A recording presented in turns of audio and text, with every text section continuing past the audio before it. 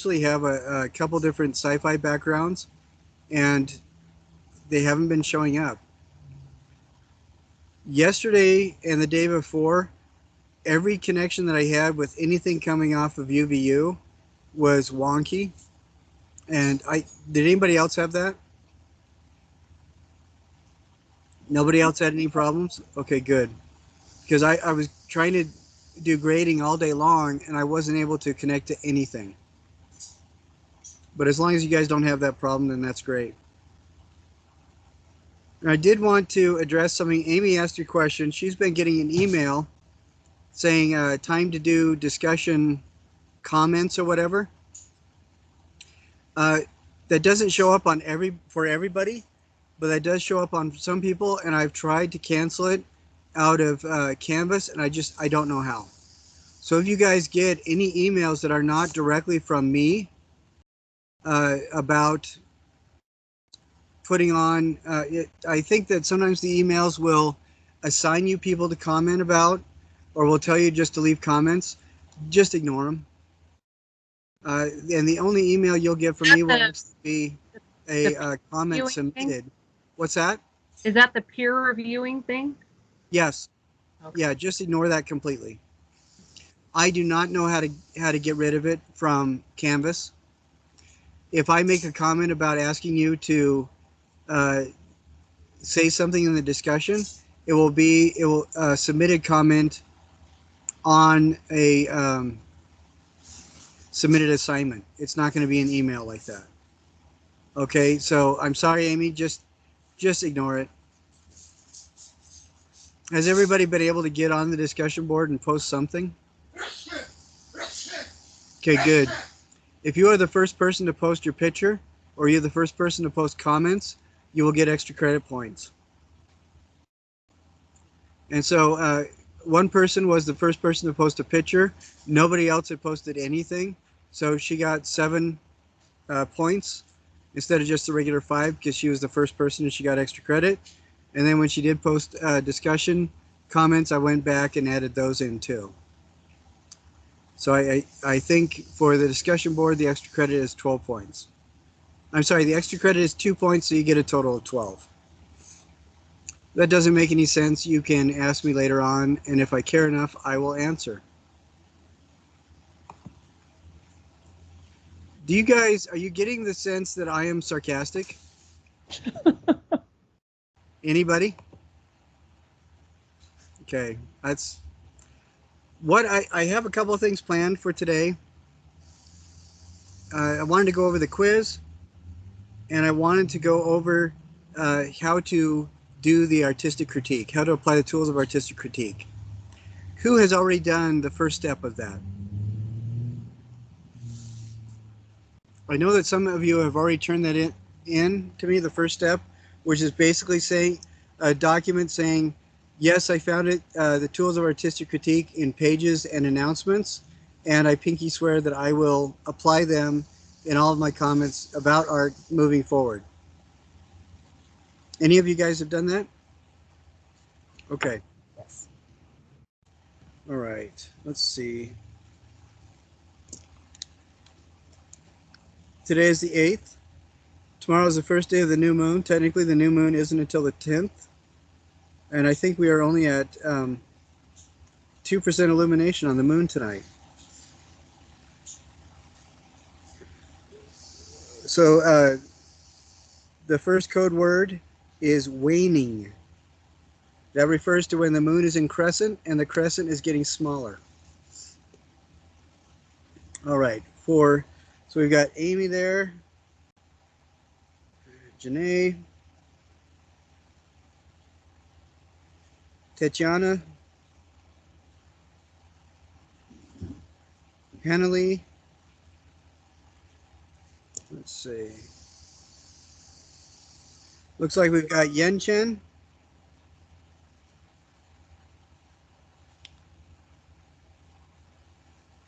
Emma.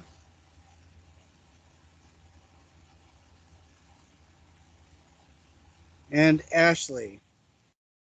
Okay, excellent.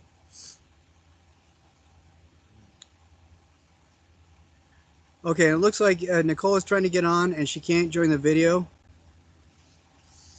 I have been asking tech about this, and they keep giving me spectacularly unhelpful advice. Okay, I'm going to just respond to Nicole really quick.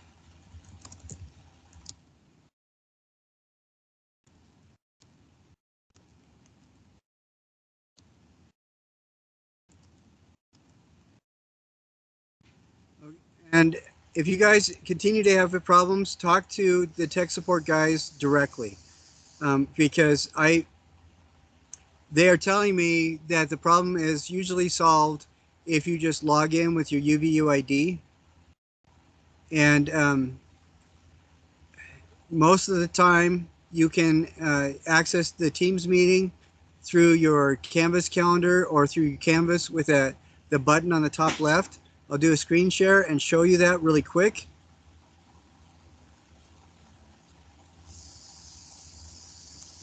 As soon as I get to it, here we go. Okay, screen share showing you where the button is now.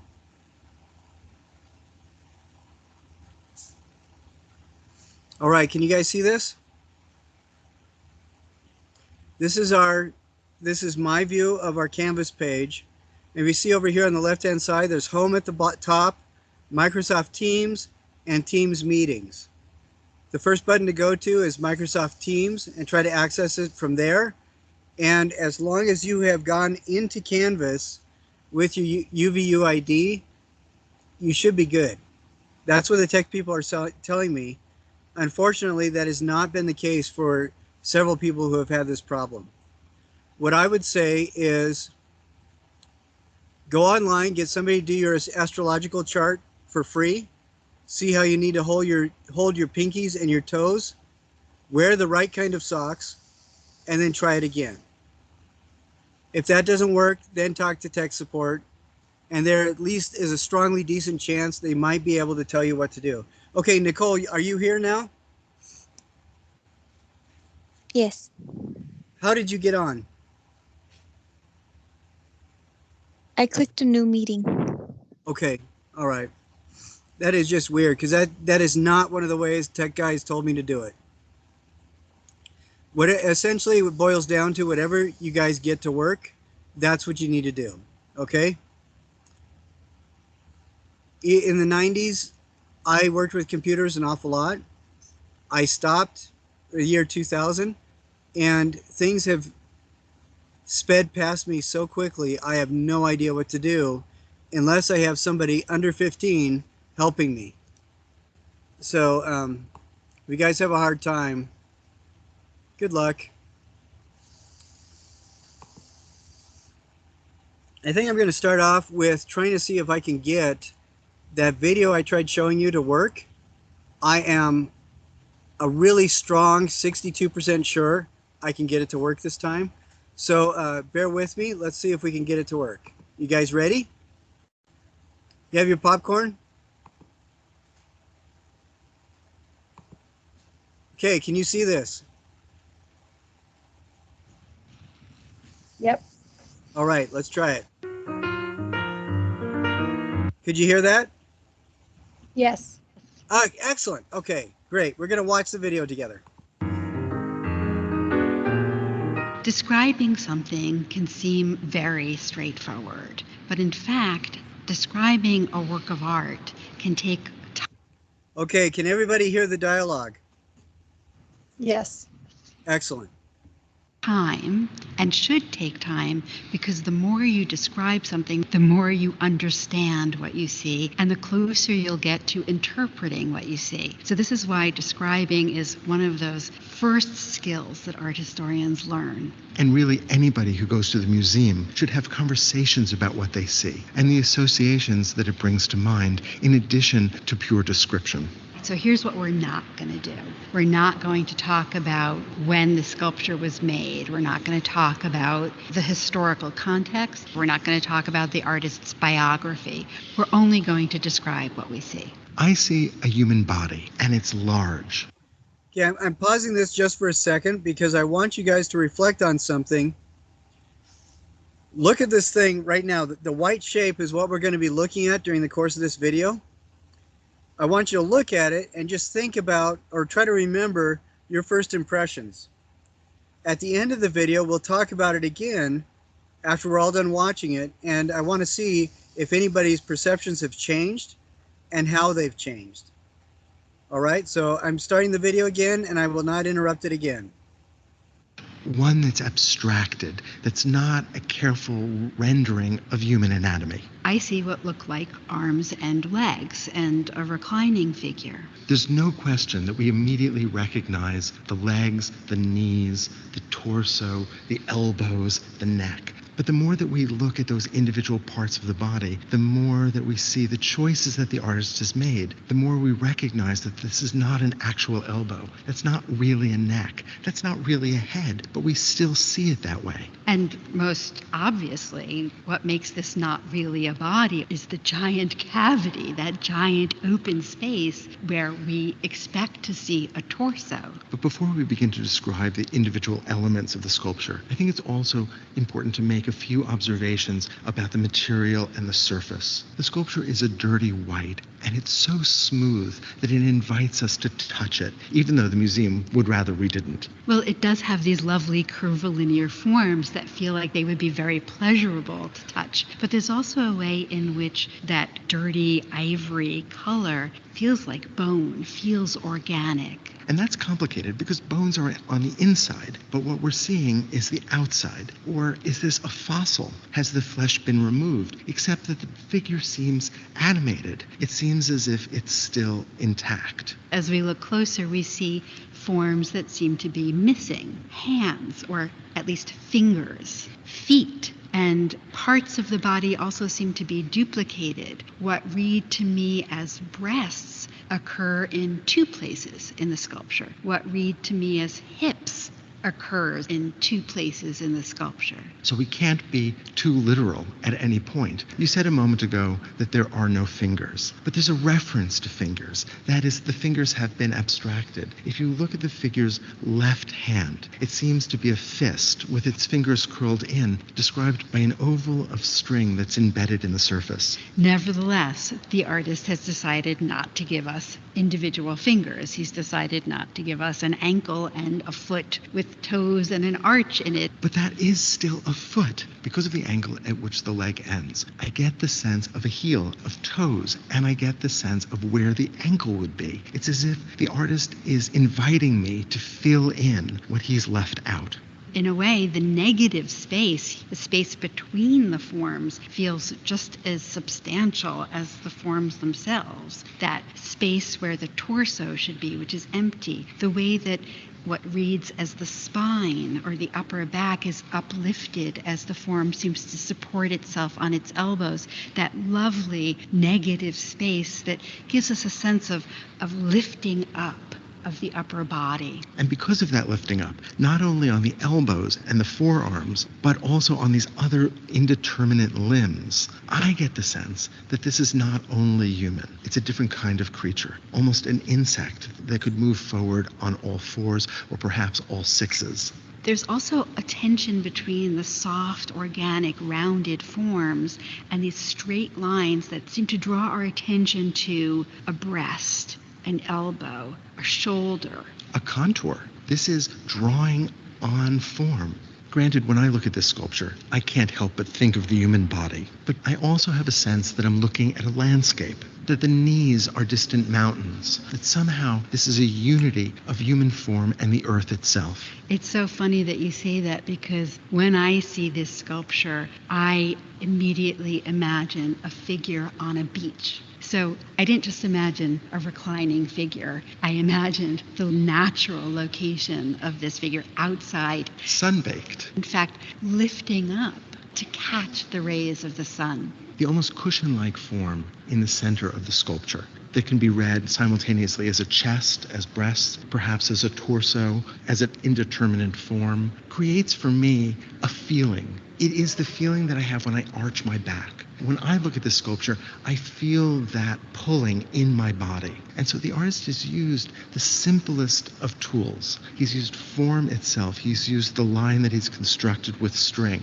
And he's able to create in me an association and a physical memory. Some views of the sculpture feel very recumbent and languorous, where others have a sense of tension. If we look at what reads as the head, we see two circular forms with an indentation in the center that read as an eye, and that open mouth that seems to be yearning and even almost crying. So we've spent only a few minutes looking at this sculpture, but we've developed a whole set of associations. We've matched words with what we're seeing, and those words have created a foundation for our own personal interpretation. And I find that if I spend time describing, if I spend time looking closely, even a work of art that at first seemed difficult and confusing, that perhaps I didn't like at first glance, this changes, and an appreciation for what the artist achieved begins to develop.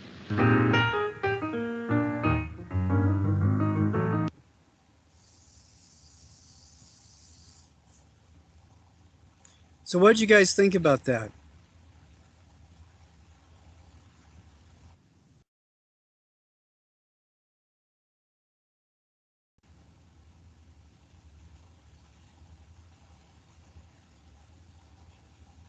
Can anybody hear me? Yes, I'm just thinking about their vocabulary and that I don't have that well of that developed vocabulary that they have to describe, but it was helpful to understand the tools of critiquing. Well, and that's one of the values of that page that's in both the announcements and on Pages, the tools of artistic critique. One of the responsibilities the department has given us is to share that vocabulary with you. And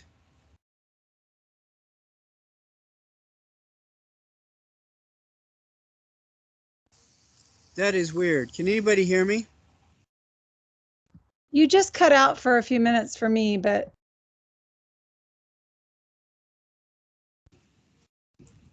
you're like frozen in space.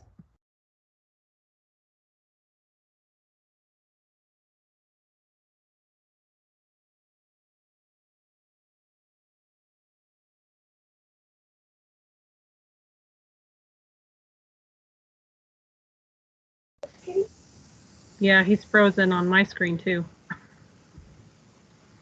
Okay, I wondered if anybody else was experiencing it or if I'm in my basement that's a dark hole. I don't know. Yeah, me too. Me too. He's gonna leave and come back maybe. Tatiana, you can't see him either? Oh, I guess he's gone now. Not now, yeah, he's leaving.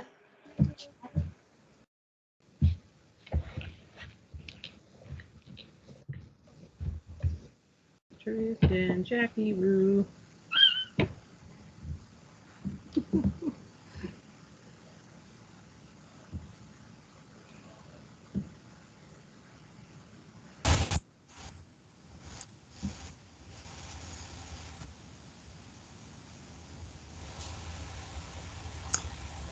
That was very odd. Were all of you guys kicked out of the meeting? Nope, just you. Really? Because I think you're the only two that are still here. Mm-hmm. So there's nobody else below, right? Because I just see circles, but I don't see names anymore. Uh-oh, he paused on mine again. Oh dear. Hanali, did you get kicked out too? No, I just had my camera off, but I can see all of you, but he's frozen. Technical issues. Could anyone hear me? No. For a minute. We saw you. That is so annoying. Okay, it dropped the oh no, it's still recording. Okay. I do not understand what's going on. I did change my socks in the meantime, and my toes are in the right position, so we should be okay. That is just really irritating. All right. Mommy, One of the one of the things that's important is developing that descriptive vocabulary that we can use. And one of the things that I would really like you to pay attention to as you go through the different modules, look for different words that you can use to expand your descriptive vocabulary. You know how I feel about the word pretty. What are some other words that you can use to describe something like a positive reaction? I'll give some examples. Emotive, interesting, engaging, informative, evocative, exciting, fun. Fun is sometimes overused, but all of those words connote a positive engagement without being the word pretty. And all of them have a slightly different connotation. So take a moment before you make your comments, take a moment and refer to some of those words on that sheet of the tools of artistic critique. And also think back about some of the things that you've watched video-wise or that you've read in relationship to this class and other classes you've had, and try to engage those words as you talk about and describe the things that you see. What is really fascinating is that at the beginning, you'll find that can be something of a struggle. It'll be awkward, it'll feel uncomfortable. But very quickly, sometimes frighteningly quickly, you'll get to a point where that's what you'll look forward to talking about. Those are the words that could just come naturally to your mind. You will start seeing things that you will recognize are rhythms in a piece, either rhythms of form, rhythms of color, rhythms of light. You'll also be able to articulate the balance that you see in something. You know, if I look at the backgrounds behind each of you, do any of you have the fake backgrounds that Teams provides? It doesn't look like it. But all of you have a certain element of balance in the background, whether or not you pay attention to it. That's one of the things you can't get away from being an art person. And sometimes it can really drive your family batty. But that's one of those things that now you need to start paying attention to and try to articulate and talk about. So if something doesn't feel like it's balanced, take just a half a second and try to think about why. So this is just something I want you to have in the back of your head. It's not going to be a specific assignment other than in relation to the tools of artistic critique module assignments. When you first saw Henry Moore's reclining figure in that video, I would like to hear from a couple different people. What was your initial reaction, and did that change by the end of the video?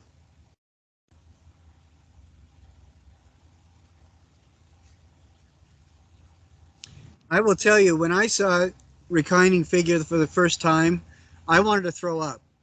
I thought it was one of the most disgusting wastes of time I had ever seen. Of course, this was more than a month ago. I was maybe 8, 9 years old, something like that. And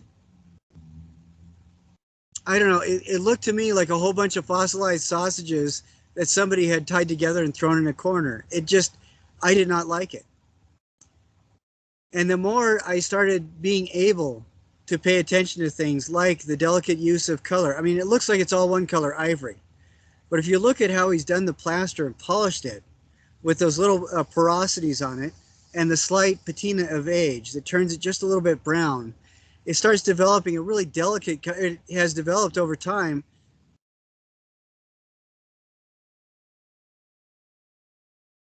a really delicate patina of age. And it feels like those beautiful old bones that you see in a fossil museum, for example.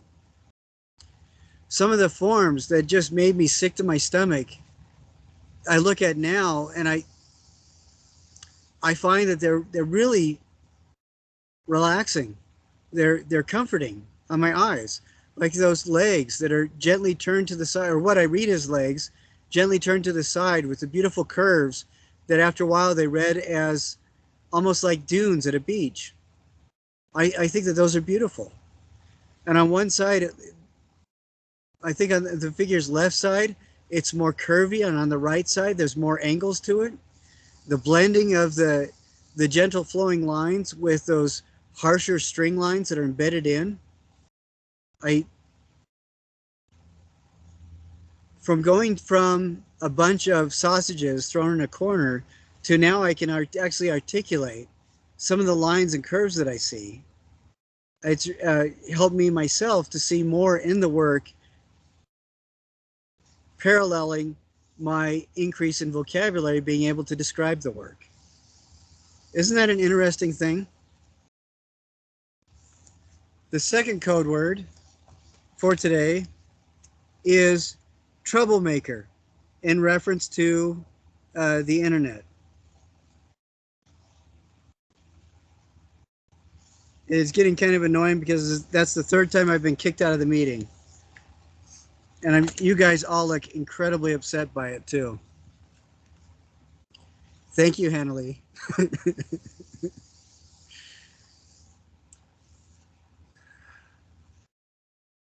What I would like to do is next week, I think on Monday, I want to pull up a couple images from one of the discussion boards, and we'll just talk about one of the random images using this kind of vocabulary.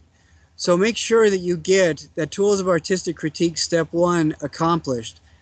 Look at the page or the announcement and write down one of the questions under each of those 4 headings and submit it, one of those questions to resonate with you. And then on Monday, we'll have something more to talk about as we address that. But for right now, it's very important to have that in the back of your head. Be conscious of expanding your descriptive vocabulary, not just for other people's work, but for your own stuff. Next time a family member looks at your work and says, "What the hell is that?" You can tell them, "Well, actually, I was thinking quite a bit about the Baroque era, and this is my neo-contemporary revisiting of some of the Baroque methodologies and philosophies that were addressed back at that time when people were still reeling around the decadence that surfaced during the French Revolution." And I guarantee you say anything approaching that and your family member will be completely tongue-tied and not bother you for a while. With enough of this vocabulary in the back of your head, you can whip stuff like that out with a drop of a hat, and people are certain that your education will be worth a lot of money. All right? Now I'm going to go, I'm going to pull up the next quiz, and we're going to talk about that. As I'm doing this, do any of you have any observations about that conversation, how that conversation changed from the beginning of the video towards the end of it?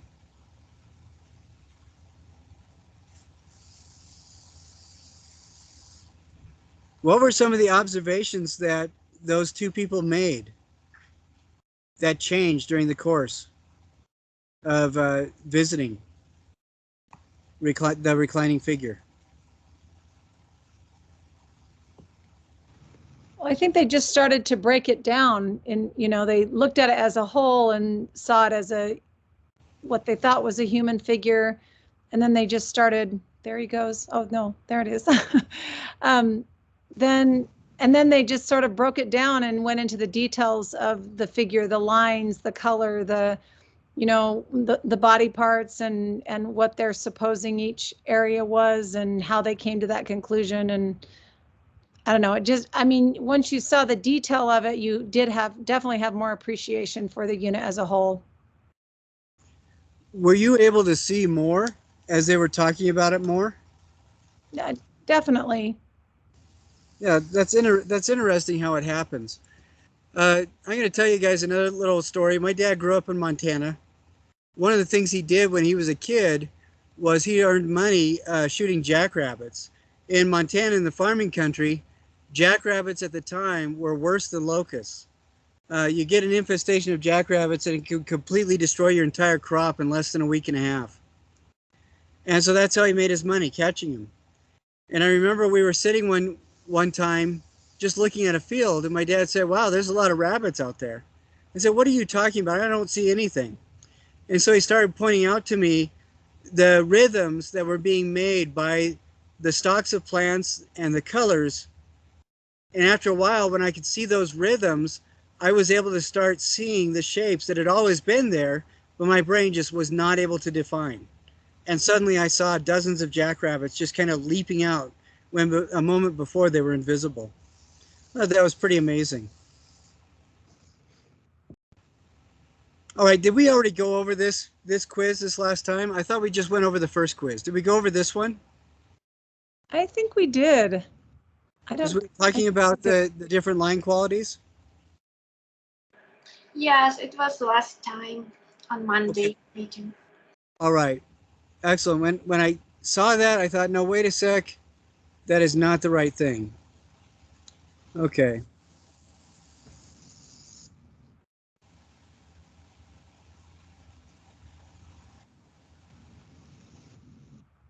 I'm not scowling at anybody in the room. I'm scowling because I find it easier to concentrate when I look angry. I have no idea why. All right. So here's the next quiz, and this is one that we're going into module 3. And I am going over these. I'm trying to get them out of the way as quick as we can so that this information is at the back of your head so you can use it in the work that you do in the future. And I hope people are taking notes as we go through here. Now, what's the difference between form and shape? Would anybody like to take a stab at that?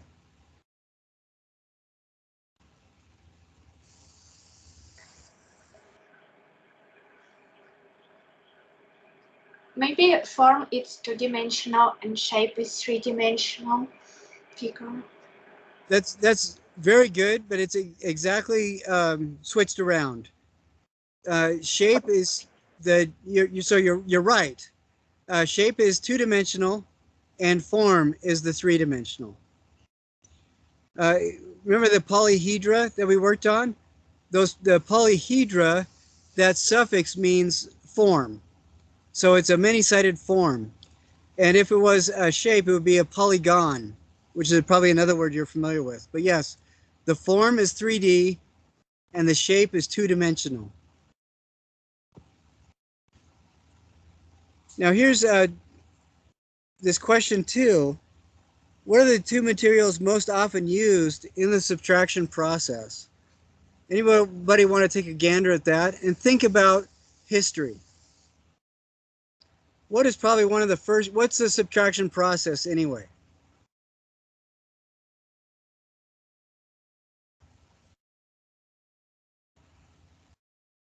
What's the additive process? You guys, I know a couple of you do clay work. What's the additive process?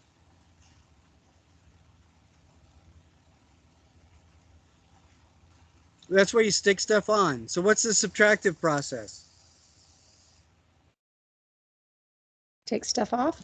Exactly. So over history, what do you think are the two most common materials used in carving or the subtraction stuff?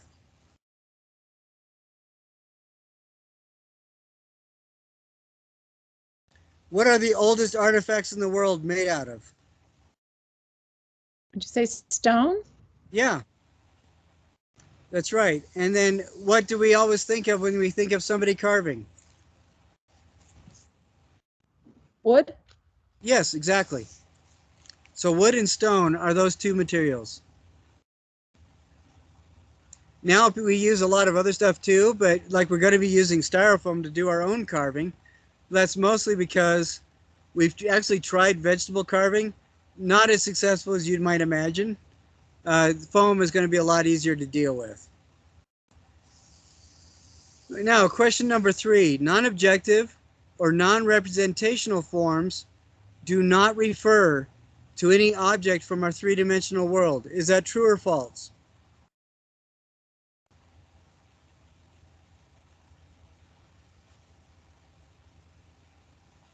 What's an object or representation? That's something from our three-dimensional world. So if we say non-objective or non-representational, does that originate in our three-dimensional world?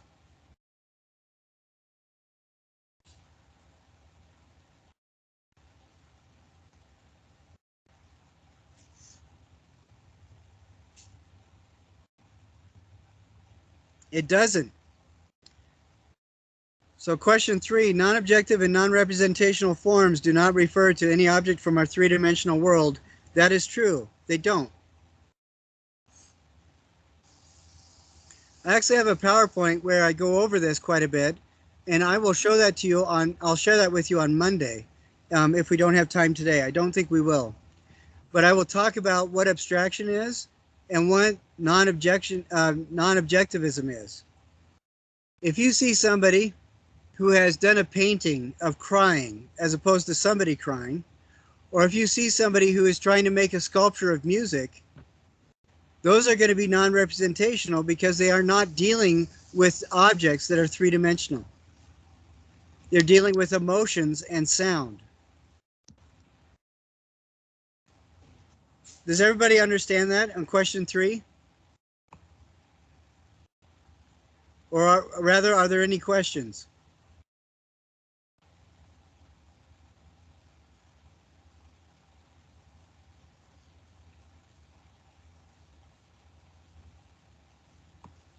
So everybody understands what non-objective and non-representation is?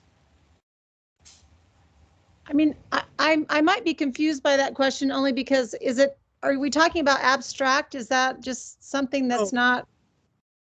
Abstract and non-objective are completely different. Abstract is when somebody begins with an object from the physical world and distorts it, changes it, and simplifies it.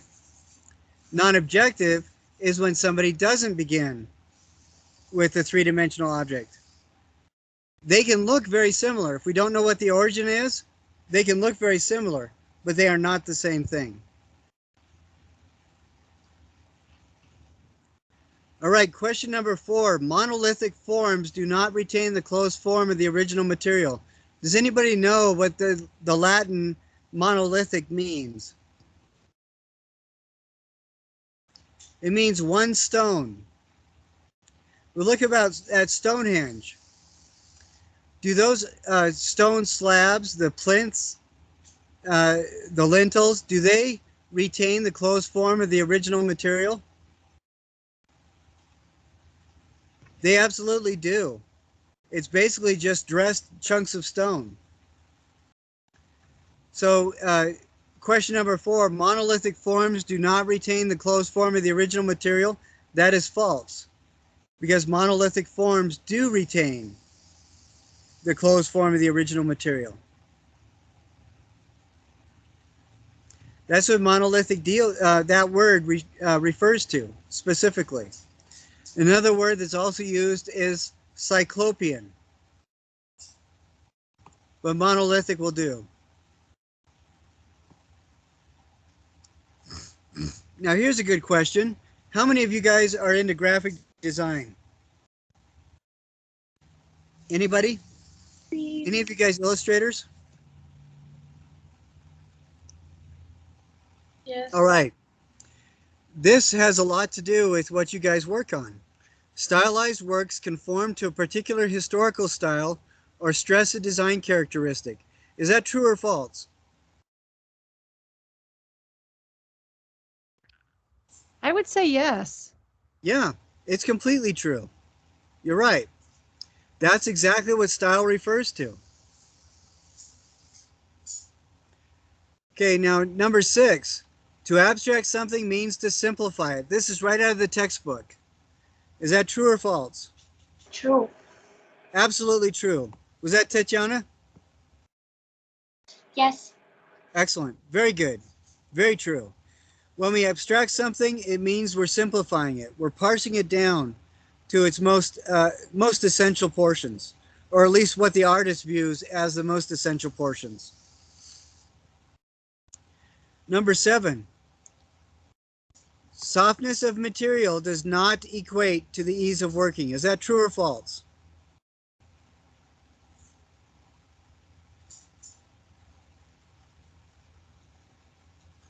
You will find working with styrofoam that this is completely true. Doesn't matter how soft the material is, you have to pay attention to what you're doing. And sometimes the softness of the material, you can get going in a rhythm, and before you know it, you slip up and you'd screw up the entire thing. hardness of the material really sucks as well. I don't think the relative softness or hardness of material has, if you have the proper tools, has an awful lot to do with whether or not it's easy to work with. The ease of work has everything to do with how comfortable you are using your tools and how much experience you have. So keep that in mind as you carve the styrofoam. So I imagine that styrofoam is really hard to work with too, because it doesn't seem like it would carve off chunks of, I don't know, I just can't imagine. I haven't tried to carve it yet, but I'm just feeling like it's going to be weird to carve with. yes, and I think that's an excellent word. It is going to be weird. You will get, there are some people that make their livelihood carving styrofoam, but it is a very odd material because your brain has been conditioned to think the softness of the material makes it easy to work with, and that's not the case. So yeah, if you keep that perspective that it's going to be weird, you're going to be a lot more cautious, and I think in the long run you're going to be more successful. So that's a good perspective to have. I wondered why I noticed that the examples were made from plaster, and you said that there were reasons why we're not using the plaster this time. Why? What were those reasons? I'm just curious. Do they not dry fast or something? Oh, they do dry, but there's two major reasons. One is you guys are doing online, so I can't expect you to come in and cast a block of plaster to carve. That's the first reason. Second reason is there's a lot more tools involved. All of you have a hasp, which is perfect for carving styrofoam. You would need a set of chisels and a drill and some other things to work with the plaster. Okay, that makes sense. And I believe in the module as well, I've also included some videos of people working with styrofoam. And that's one of the reasons why we are also working with the paper cloth mache, is because that will help, applying that onto your carving will help to keep the styrofoam strong enough that you can actually move it around and take photos. And then we're also going to be painting on it and different things like that. So another good set of questions. Now, question number 8. The highest degree of representation is called superrealism. Is that true or false? True. Absolutely. Very true. Another word for it is hyperrealism. Do any of you guys know of a painter named Ivan Albright? Ivan Albright had a line of brushes made for him which had single hairs, because he would paint detail that was more defined than the human eye could ever perceive. Can you imagine that? How many different distinct colors can the human eye see? Anybody? About 2 million. How many words for colors do we use? Maybe 40. And there's sometimes when you will see more than you can remember because you just don't have the categorization necessary to remember it correctly. And in superrealism, the intent is to make something that becomes an experience for the observer that is more of an experience that they would have in real life. It's really time consuming too, so I am not a hyperrealist. Takes too much energy. All right, now here's a good one.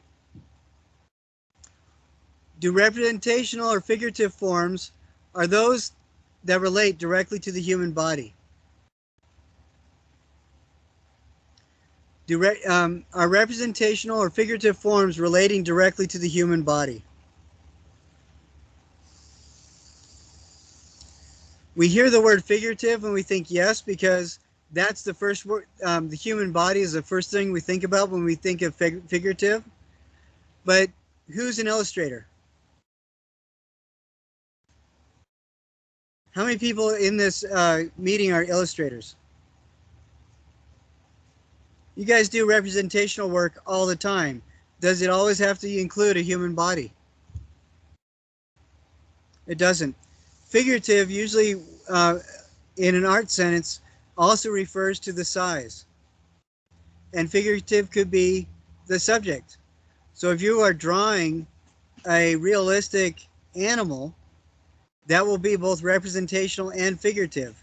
But this time you're working with the animal form instead of a human form. Figurative in terms of scale also refers to a scale that is pretty much life size to an average human. So about 5.5 feet to 6 feet tall. So if you look at a sculpture that is abstract but stands at 6 feet tall, it can still be referred to as a figurative form because of the scale. It's about 6 feet tall. But question 9 refers specifically to realism, and that can be either representational of a tree or an animal or anything else, or figurative like an animal. It doesn't have to deal directly with the human form. Did I explain that so people understand that? Does that make sense? All right, great. Now, Michelangelo's David is a good example of an idealized figure. Is that true or false? It is true because it's so detailed and anatomically correct. You are absolutely right. I really doubt that there are very many people in the world that look just like that.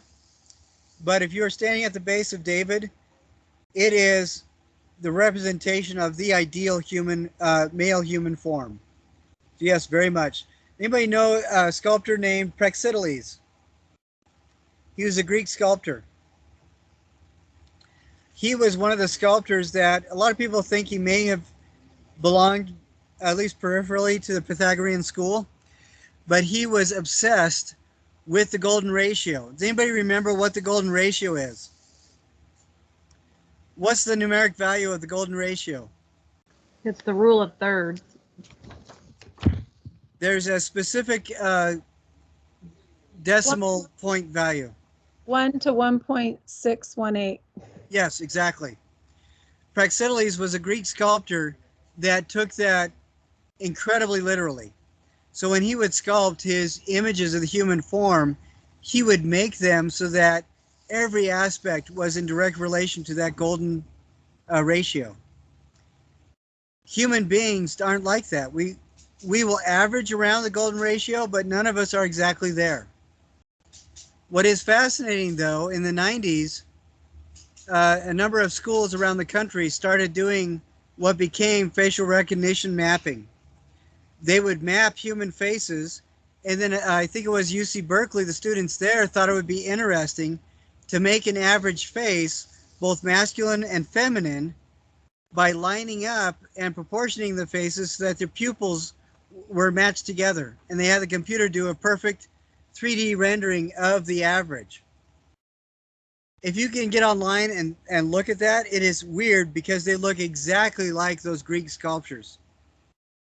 The human form manipulated so that it's a perfect depiction of that idealized figure looks godly, and that's only represented as an average of people, which is fascinating. Would you guys be interested in the two living actors today that closest match that facial recognition average? Anybody want to guess the masculine one? Wait, what did you say? I missed that.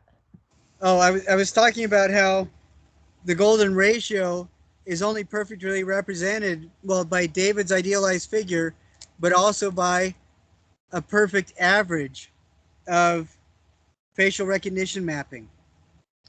But there are a couple of people alive today that closely match that.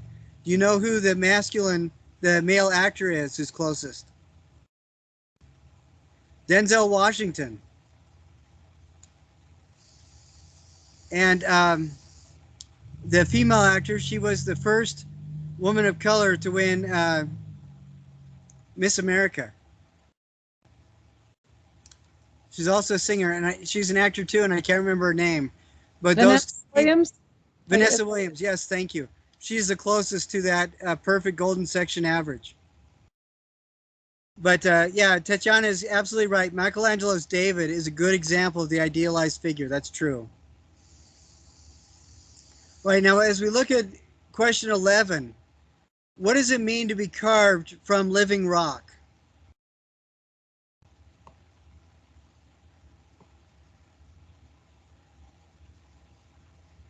The rock is still in place. So here we have Mount Rushmore.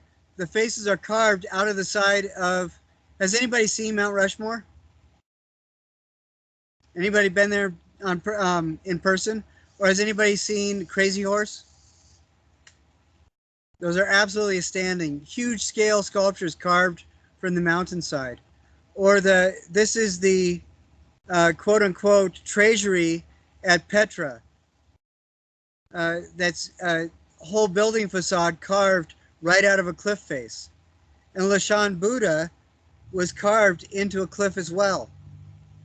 So these are three examples of carvings from living rock because the rock is in place. What's the difference between these three and the moai of Easter Island?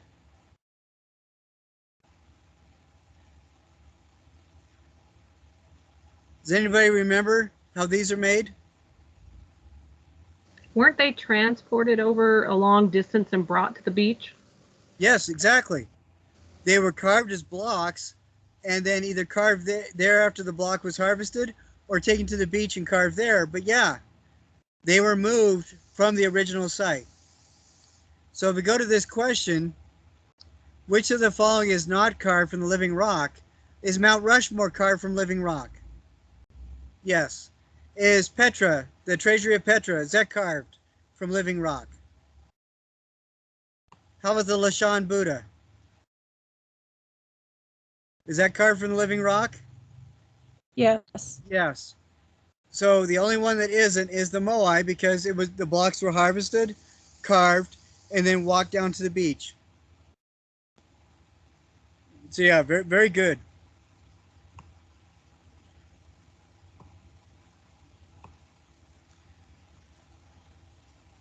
Now on this question, what I need you to do is find these terms in the textbook and then just give a short explanation for each of these pairs.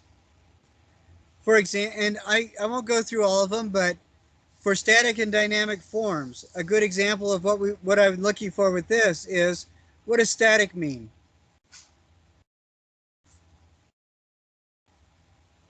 Anybody? How about one of the people that hasn't spoken? Is Ashley here still here with us? Yes, I'm still here. Static. I think of like electricity, but so yeah, good question. So maybe it has energy, the form? Well, static has the same root as stationary. And dynamic has the same root as dynamo. So static refers to being still. What do you think dynamic refers to? Is the dynamic energetic? Yes, exactly. So when we talk about that pairing, static and dynamic forms, we're talking about a stationary or still field compared to an energy field or a moving field. Whether or not the object itself is on the run or moving, it almost doesn't matter because, for example, what kind of lines feel like they're still in motion? Does anybody remember? Diagonal? Yeah, that's a dynamic line because it feels like it's in motion. So Ashley was exactly right. Static is, this pair deals with a sense of motion or movement, where static means it's still or stationary, and dynamic means it's filled with energy. So that's the kind of explanation I'm looking for. And primary and secondary contours is the same kind of pair, interior and exterior, as well as positive and negative. So find those statements in the textbook, and then just in your own words, write a few words about what each of those pairs means, just like Ashley was saying. Does that make sense? Yes. All right, excellent. Okay, here's a very good one. Why is the subtraction process often a slow and painstaking one? Anyone want to take a gander at that?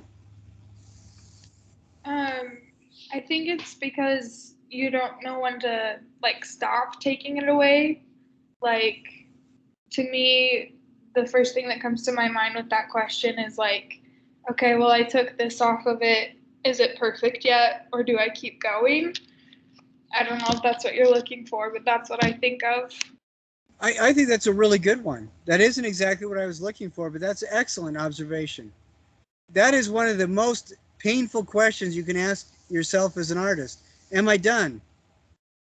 Because the answer is usually, I have no idea. When you're completely honest. But yes, Hanley, that's perfect. I think another, can anybody think of another answer to this?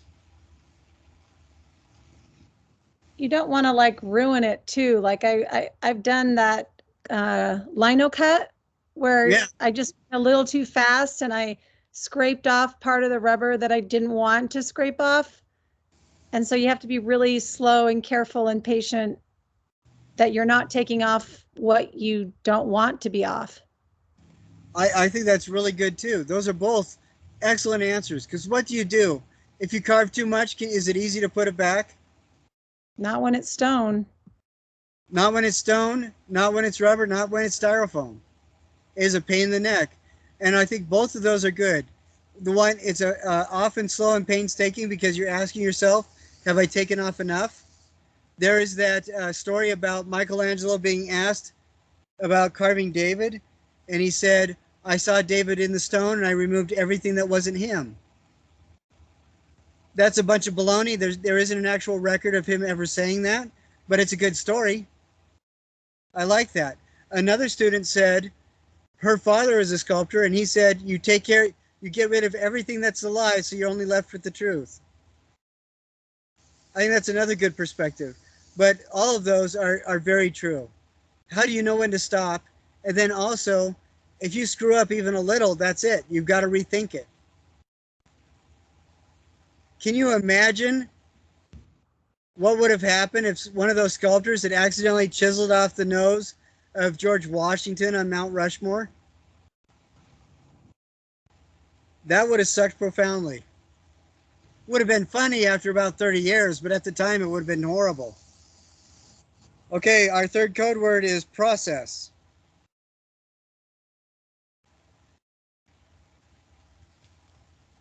But that's excellent. That's the whole quiz. So good job, guys. Now, do we have a couple more people join us? It looks like we did because there were only 8 when we started. So I think the last person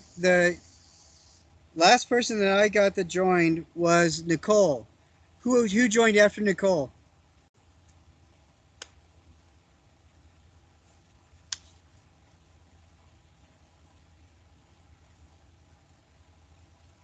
Okay, well, who I've got is Nicole, Emma, Amy, Hannah Lee, Yenchen, Tatiana, Janae, and Ashley. Whose name did I not call?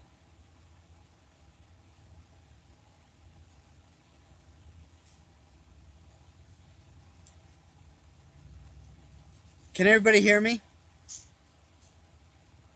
Okay, because I can't see your names. If you don't tell me your name, then you're going to have to watch this and submit the code words.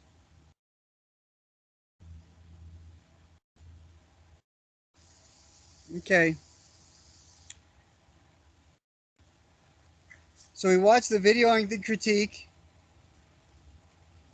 What did you guys learn from watching the Module 2 artists?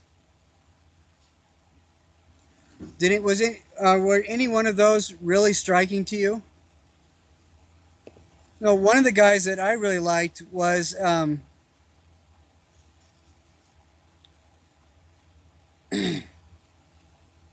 I'm sorry, one of the guys that worked with wire that I really like is, of course, I'm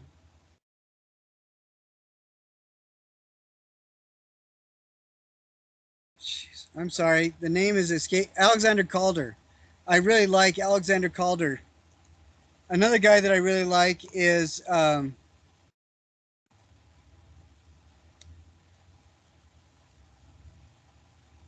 David Oliveira. Did anybody see Anthony Gormley's stuff? What did you think about him? I thought that was really amazing in the show that he was doing. I think it was in England, where they had the dark room that they had to find their way through, but also it was in the exhibit he did one where it had water, and I couldn't see the sculptures in it, but he used like different, he used water in the exhibit. They brought in water, which I thought was interesting. But he does a lot of really fascinating things, and I think with his line work, some of the things that I really like are he does these human forms where he'll do like loops of barbed wire. But the loops of barbed wire, they don't look like a person by themselves, but when he joins them together, where the joints are is where the body starts forming. So it almost looks like the barbed wire is a cloud that's kind of coalescing into a human form. And I thought that was absolutely fascinating. What an interesting way to address working with wire. How many of you have already worked on your wire piece, your test piece? It's a completely odd kind of way of doing things, isn't it? I would recommend if you haven't already done your test piece or you need to spend some more time on it, I would recommend thinking about this for a minute. Do a contour drawing. All of you have done contour drawings, haven't you? You're all art students. You've had to have done that at some point. Make a contour drawing, then copy it with about 6 feet of wire. And then as you have that flat in front of you, start pulling on the wire and stretching it out. Try to give it some dimension so it will stand on itself, and see how it relates to that original contour drawing. I have had somebody do this where they made a hand, just the shape of their hand with the wire. And then when they started moving it around to make it three-dimensional, at first it started looking like that hand from Addams Family, and then it became like an insect, a really odd insect creature. And I would recommend playing with that a little bit and documenting it and seeing what you think. Okay, I'm going to call out names again. Shu Chen, are you here? Sierra Cottle? Megan? Maria? Catherine? Natalie? Michael? Xiaoshen? Cheyenne? Cassie? Allie? Or Aubrey? All right. So, think about that. And if you haven't spent your 10 hours on the module, just go back and revisit the wire structures that you've made. Add to them, fiddle with them, do different things with them until you get that 10 hours in. Now, I think all of you have done that first step, the artist selection. How many have started working on the annotated bibliography? Anybody? All right. It's not due for another week or so, but I would recommend looking up your artist that you picked, see if you can find 8 different sources. Several years ago, I was working on a project where I was doing glass sculptures of the 99 names for God, or the Asma al-Husna in Islamic tradition. And the pictures, when they went online, somebody from an Egyptian newspaper interviewed me. I thought that was incredibly cool. So I got into an Egyptian newspaper.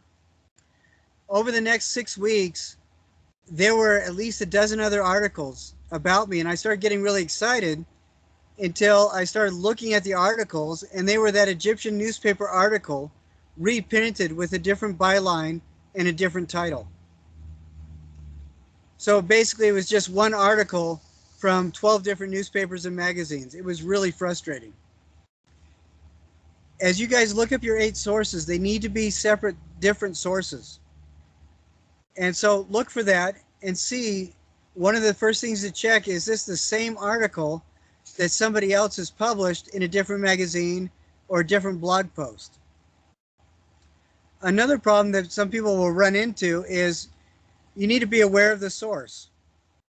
If you are reading an article about, for example, global warming, do you think that that is going to be different if it's written by somebody working for the National Park Service as it would be working for BP Oil? Will those two people have different things to say about global warming or recycling or anything like that? Yes, absolutely they will. Because, and why is that? Anybody? Their agendas are different. They come from completely different perspectives. So be aware of that as well. One thing that people will ask me is, will Wikipedia articles count? What's your opinion on Wikipedia articles? I'd like to hear from somebody like Emma or Yenchen. What do you guys think about Wikipedia? I mean, sometimes I'll go into Wikipedia and like look at the sources that they listed to find other sources if I need more sources, but you always take it with a grain of salt. Man, Emma, I could not have paid you to have you give a better answer. That is exactly what I was looking for. The best thing about Wikipedia are the sources. You find an article about your artist or one of their works, and just like Emma said, take it with a grain of salt, but those resources that they have are excellent to go and visit. So that's 3 different perspectives I want you to take into this annotated. Thank you, Emma. You'll get your 25 cents in just a half an hour after the meeting's over. But those 3 perspectives are ideal. First, be aware that it may be the same article reprinted with a different headline. And you only want to have unique sources. Second, be aware of the difference in agenda, like Amy said. Now, that's not necessarily a bad thing. I want you to think about that. Scratching my back. That's another reason why human beings invented pens. That's perfect. An article about an artist written by a gallery as a press release is going to be very different than an article from a PBS station where they're trying to introduce people to the artist. It's also going to be different if you are reading about Ai Weiwei from China. The Chinese national newspapers are going to treat him very differently than Greek national newspapers. Anybody want to know why? China would not allow Ai Weiwei to go into the country for, I think it was over 20 years.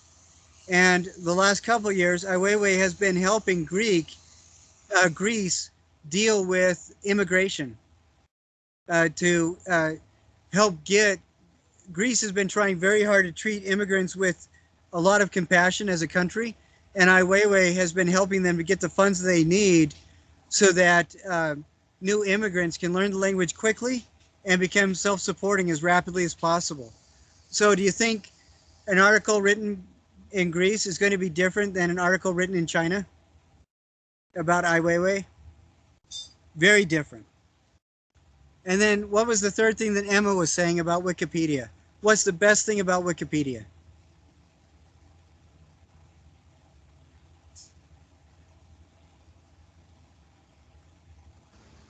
Can't it be edited by anybody? It can be edited by anybody, but what's the best thing? The sources. So that'll give you a lot of good information. One person who wrote one of these in spring term was able to use a combination of Wikipedia and other online sources to track down contact information for the artist that he was researching, and was able to get a 45-minute interview with the artist himself. And how cool would that be? Now, if you guys could do it with somebody like Alexander Calder or Henry Moore that's already died, you will get extra credit points for sure. But does anybody have any questions about that right now? Because I'm sure as you guys get into it, we're going to have more questions to come. And I want you guys to ask the questions. Also, I want you to know, too, several people have turned in an initial annotated bibliography just so I can go through and give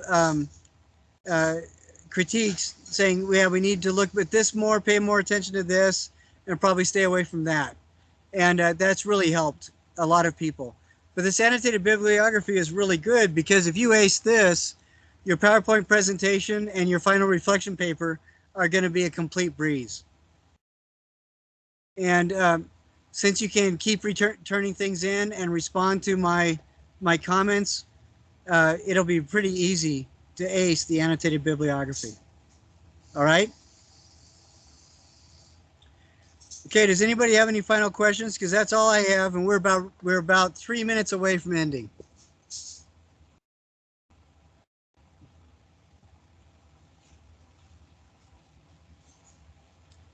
Any other questions?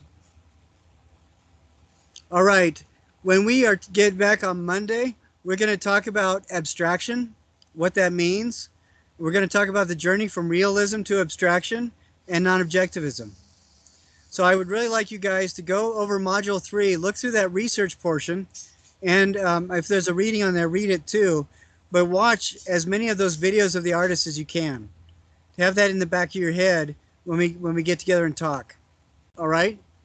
I'm going to show you some stuff that will look completely weird for a lot of people. But once you understand what's going on, everything snaps into focus. And hopefully, it'll be rewarding. But between now and then, I hope you guys have an absolutely wonderful weekend. Do your best not to get arrested unless it's worth it. Don't quote me on that. I'm sorry this is a recording. I shouldn't have said that. Don't get arrested, whatever you do. But try to stay safe and healthy, please. When you guys go out, whether or not you want to wear masks, that's fine. They aren't required on campus. But just remember to take care of yourself and wash your hands as often as possible. I don't want anybody getting sick. Yeah, this is online, but getting sick, it makes you feel miserable, and don't do that, okay? Oh, I wanted to tell you guys one more thing really quickly, too. If you guys find an art exhibit that you can enter into or apply for between now and the end of the term, you will get extra credit points. Doesn't matter whether or not you get in. You tell me what the art exhibit is, we'll share it with everybody, and you tell me what you're entering. Doesn't have to be from this class, it can be from anything. But as long as you find an art exhibit and try to enter into it, whether or not you get accepted, you will get extra credit points. That leads me to Face of Utah Sculpture. Look that up. The entries, I think, are due over this weekend. So check that out online. It happens at West Valley City. Face of Utah Sculpture, if you guys do any 3D work already. If you're interested in that, that's one resource that you can apply to as well. All right? If there's no more questions, you guys have an awesome weekend. I will look forward to seeing y'all bright and squirrely Monday morning. We'll see you guys. Thank you. Bye. Thank you. Bye. I have one question, actually, I just thought of. Okay. You know the tools of critique, the number 2, the second one? It Is it okay says... if I keep recording this? Oh, yeah, no, it's totally fine. Okay. It's to take one of the comments from discussion 1 or to take the comment from discussion 1 and apply the tools of artistic critique to that and identify which ones you used. Do we just take one of the comments from one of the individuals, or? What I'm looking for is, this is a really good question. What I'm looking for is just an example of one of the comments you made that used one of those questions from the tools of artistic critique. So for example, if you're looking at somebody's house and you're saying something like, I really appreciate how you played with the idea of scale and you kind of used unexpected colors to draw my attention in, that really does directly refer to analysis and description from the tools of artistic critique. Okay. So you can just use an example of one of your comments. And from what I've seen, you guys are using those tools in the comments you're making. Nobody yet has said, oh, that's so pretty, and left it at that. Okay. To which I am So we so can grateful. And then you just commit to using it for everything else. But I just want you to quote, just copy one of the comments you made that used some of those tools from artistic critique. Okay. The comment in its entirety or just one section of it? Either like one. The entire stuff? Okay. All right. Yeah, you can include the whole comment. That's just fine. So you just copy it out from where you wrote it, paste it into the thing. If it doesn't fit, I'll let you know. But for by and large, that's what people do for the assignment, and that's what I'm looking for. Okay, great. Thank you. All right, you're welcome. You have a Have good week. weekend. You too. You too.